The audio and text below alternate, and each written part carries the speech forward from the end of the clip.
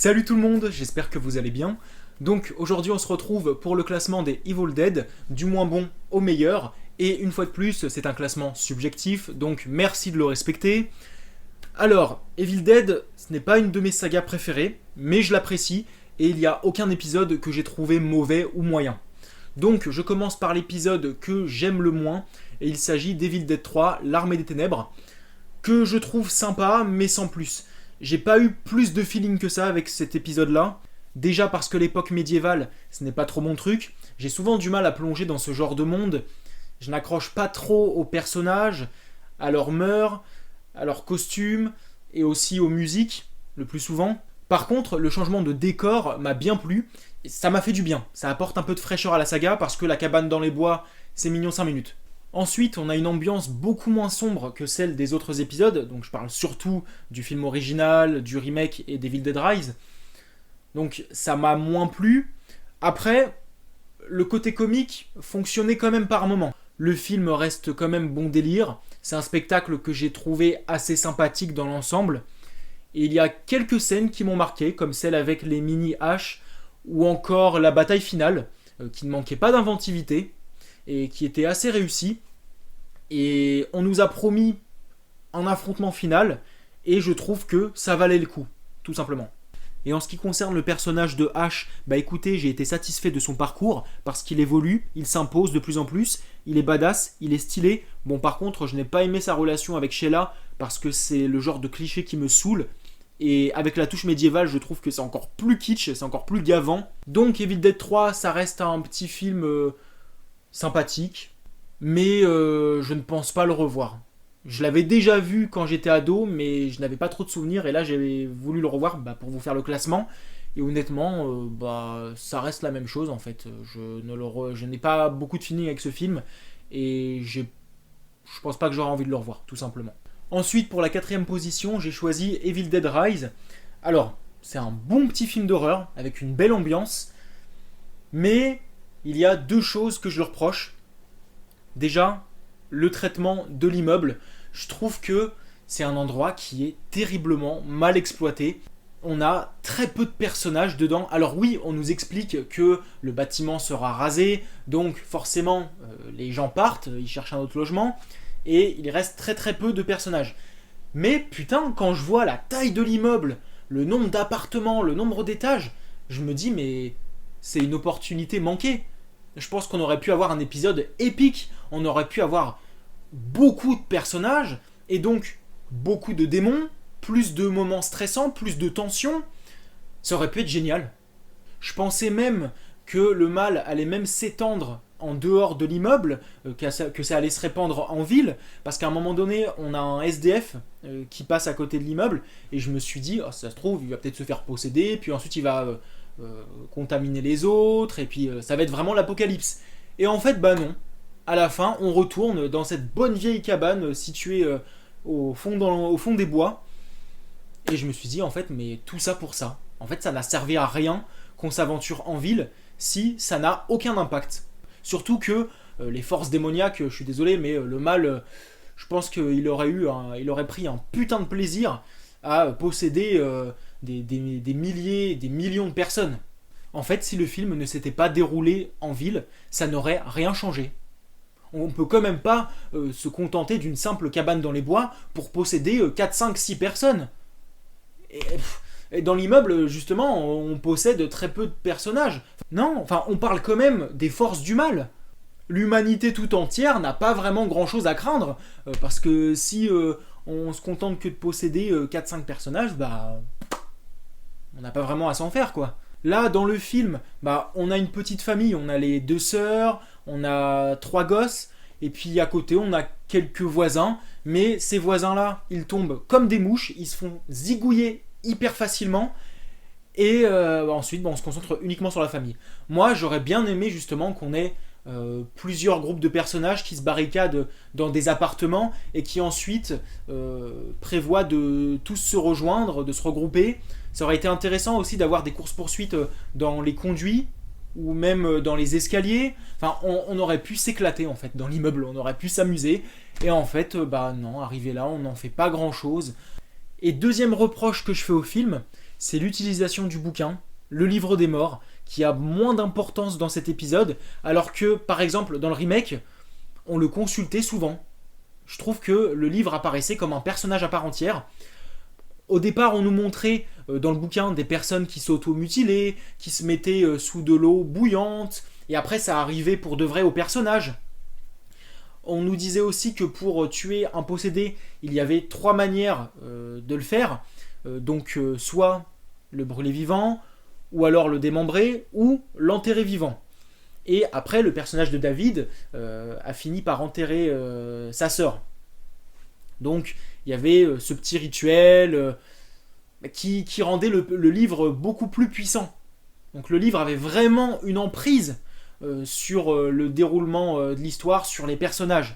Ou même dans Evil Dead 3, on a Ash qui devait à tout prix récupérer le livre pour retourner dans son époque, ce qui était plutôt intéressant parce que ça nous permettait de voir le livre d'une autre manière. Ou même à la fin d'Evil Dead 2, on a Annie et Ash qui lisent le bouquin et puis après il y a tout un bordel.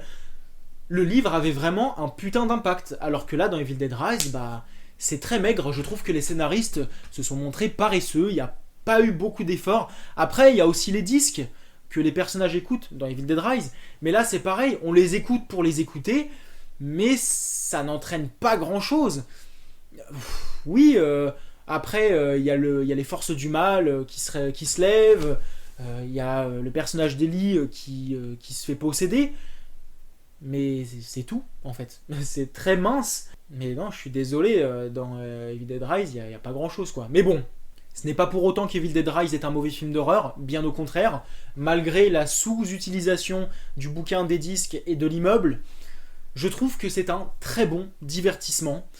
Encore une fois, avec une belle ambiance, bien sinistre, bien glauque, bien malsaine. Il y a un passage qui m'a bien dérangé, quand Ellie, qui est possédée, est par terre en train de sourire, avec ses enfants qui sont également possédés, et qui foutent leurs bras dans son corps pour fusionner avec elle, pour en faire qu'une seule créature, qui m'a fait penser un peu à une araignée. Ouais, c'était douloureux et c'était dérangeant. Franchement, les scènes d'horreur sont quand même assez sauvages, que ce soit les meurtres ou les scènes d'attaque. À part le passage où les possédés fusionnent, il y a d'autres moments qui m'ont marqué, comme l'adolescente qui mange des bouts de verre, l'ascenseur qui est inondé de sang, coucou Shining au passage, et il y a aussi le plan à travers le Judas de porte, où on voit Ellie en train de tuer tous les voisins. Celui-là je l'ai trouvé vraiment stylé. Comme quoi l'immeuble apporte quelques bonnes idées visuelles, et ça m'a fait du bien de sortir de la forêt. On a quand même une ambiance particulière. L'immeuble je l'ai trouvé quand même assez lugubre. Ça ajoutait un petit plus à l'atmosphère du film. Ensuite, les personnages. Alors, j'ai bien aimé Bess et Ellie. Donc, Bess, qui est une bonne final girl. J'ai bien aimé son évolution, son côté protecteur, et le fait qu'elle se prépare à son futur rôle de mère. Et Ellie, c'est mon personnage préféré du film. Au départ, je l'ai trouvée très attachante. C'est une femme qui m'a quand même fait de la peine aussi. C'est une femme meurtrie. Et puis, dès qu'elle est possédée... waouh, elle envoie du lourd.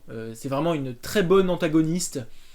L'actrice, une fois de plus, elle envoie du lourd. Les maquillages sont vraiment top. Ses répliques, waouh. Vraiment, c'est un personnage en or. Un double personnage en un seul. Du 2 en 1, voilà. Et on a un petit personnage attachant et on a une super possédée.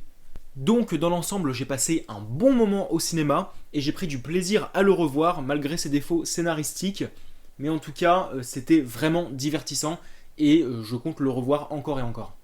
Maintenant, je monte à la 3e place de ce classement et j'y ai mis Evil Dead 2 avec son côté cartoon qui m'a plu. Ouais, c'est un délire qui ne manque pas d'imagination. Il y a pas mal de moments qui sont restés gravés dans ma mémoire, comme le passage où tous les objets du salon se mettent à rire, y compris la tête de cerf, ou encore... l'œil qui atterrit dans la bouche de la nana. Alors ça, c'était surtout drôle. Il y a aussi le dernier affrontement entre l'ultime créature et Ash. Le sang qui a plusieurs couleurs. Ouais, c'était très bariolé comme univers. Ouais, c'était fun. Et puis les démons, je les ai trouvés top. Il avait plusieurs looks, et ouais, c'était varié dans le menu. Le personnage de Ash, eh bien, il s'impose de plus en plus. C'est un personnage de plus en plus fort, et on plonge aussi au cœur de la folie avec lui. Donc, surtout quand il est tout seul, et que voilà, il pète un câble, et qu'il y a les objets aussi qui prennent vie, machin, enfin, c'est tout un bordel.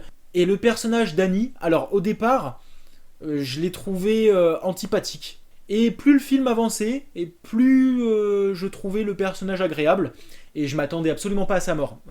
Quand je l'ai vu la première fois, j'étais choqué. Donc c'est très bien, le film a réussi à me surprendre, donc des points en plus quoi.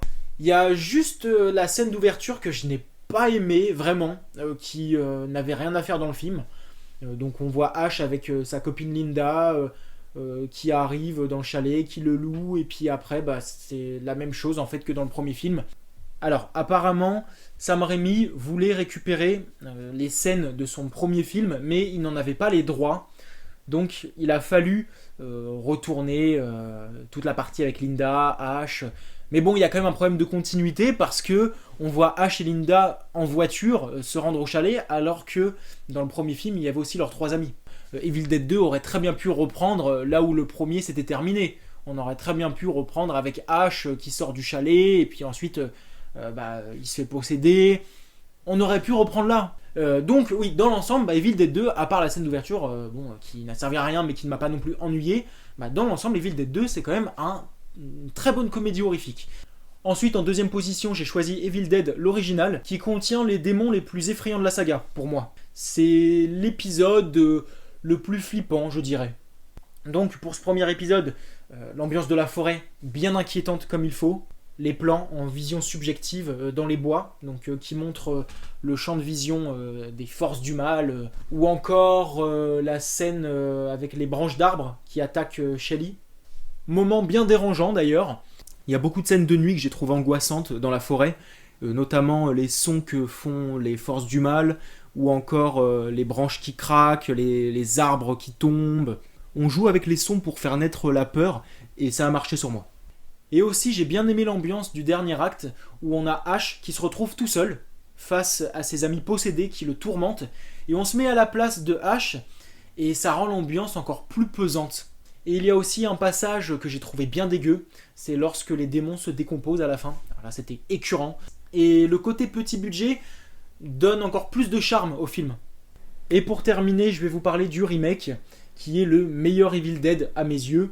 La réalisation, elle m'a fait vibrer. Je l'ai vu au cinéma et ça a été une sacrée expérience. La maîtrise de la caméra, les plans, la photographie, l'utilisation de la lumière, les éclairages, les musiques, que ce soit sur le plan horrifique ou tragique, ou même quand il y a du suspense.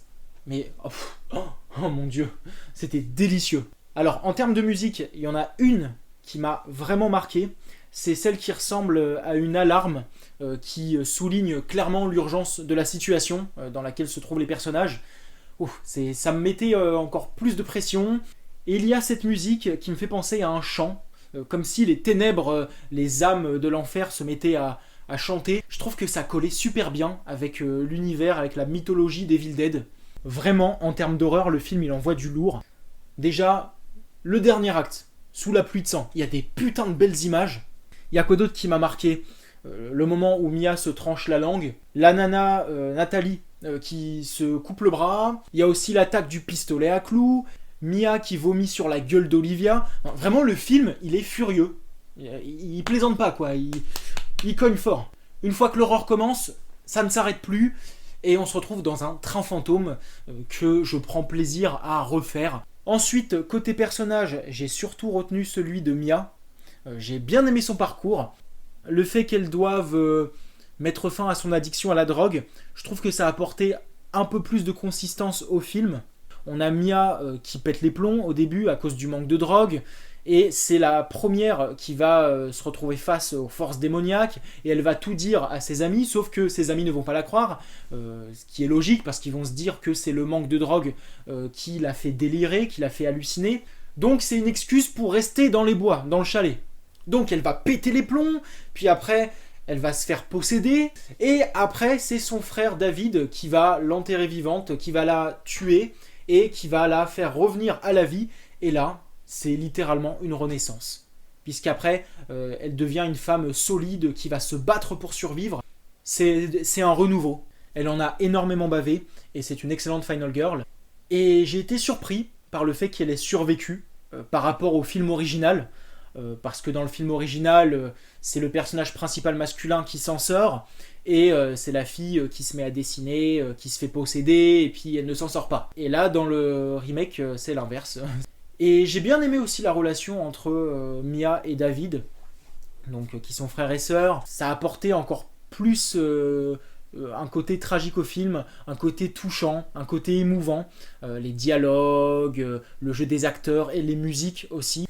Et oui, le film ne m'a pas uniquement fait stresser, j'ai pas uniquement été dégoûté parce que j'ai vu écœuré, j'ai pas eu uniquement quelques frayeurs, mais j'ai eu aussi quelques moments de tristesse.